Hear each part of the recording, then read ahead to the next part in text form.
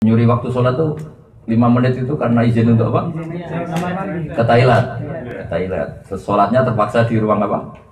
Toilet. Asal jadi klosetnya ya, jangan di klosetnya.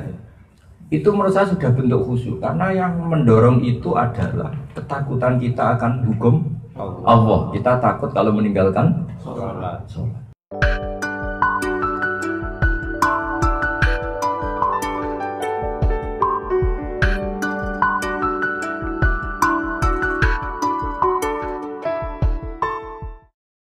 Assalamualaikum warahmatullahi wabarakatuh.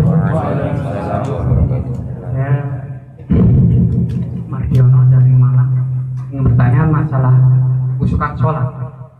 Kami di sini sebagai PKI mungkin untuk mencari waktu-waktu sholat itu amat sulit ya. Jadi mencuri waktu kayak gitu. Apakah sholat yang tidak khusyuk itu bisa diterima oleh Allah Subhanahu Wa Taala? Karena kami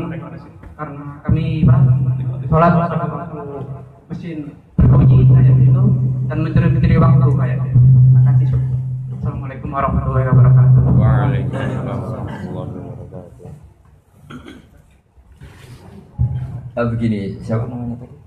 Mardiono. Gini Mas Mardiono apa Margiono? Mardiono. Oh, Margi itu jalan ya. Ono itu ada ya. Wah, selalu ada jalan.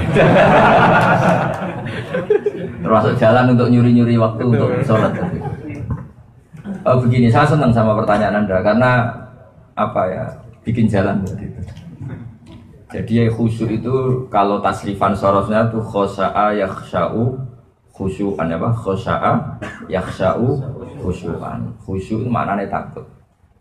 Takut kepada Allah. Sehingga menurut saya pekerja-pekerja Korea gini, tampang-tampang begini, sudah nyari uang kerja di negara ateis, terus ada waktu kencing ya biasanya nyuri waktu sholat tuh 5 menit itu karena izin untuk apa? Ke toilet. Ke toilet. Terus sholatnya terpaksa di ruang apa? Toilet. Asal jadi klosetnya ya, jangan di klosetnya. Itu menurut saya sudah bentuk khusyuk karena yang mendorong itu adalah ketakutan kita akan hukum Allah. Kita takut kalau meninggalkan sholat. Tapi kamu udah usah bayangkan khusyuk kayak ulama top mursyid sholat nuwangi sampai lupa waktu ya di PHK kamu itu. Ada saja. Jadi Anda memutuskan diri waktu ke kamar mandi itu sebagai waktu yang akhirnya kamu gunakan untuk sholat itu sudah ekspresi kekhusyuan Anda. Itu sudah cukup loh. Tidak ulama, tidak mufti, tidak orang Islam. Ya saya ulang lagi, khusyuk itu maknanya takut. Apa? Jadi takut itu macam-macam. Takut meninggalkan perintah Allah itu sudah bentuk khusyuk. Ya, takut meninggalkan perintah Allah sudah bentuk khusyuk. Termasuk takut sholat lama itu juga bentuk khusyuk. Karena begini, kalau Anda sholat lama kemudian melampaui batas waktu yang diizinkan, kemudian Anda ditegur, kemudian Anda di PHK, nanti pulang ke istri, nanti istri kamu salah sholat bareng. Nanti sholat menjadi problem. Jangan sampai agama ini menjadi kambing hitam. Selamatkan sholat Anda, termasuk jangan sampai Anda di PHK karena melakukan sholat. Nanti sholat ini jadi problem, jadi momok. Oh gara-gara sholat di PHK kan. Maka kalau Anda sholat pas itu tadi 5 menit tadi, itu bagus. Sholatnya sah, sholat tidak jadi momok pekerjaan. Sehingga Rasulullah SAW saking baiknya itu, kalau ada petani kok sholatnya suwi-suwi ya sama Nabi ditegur. Masyhur kan riwayat itu.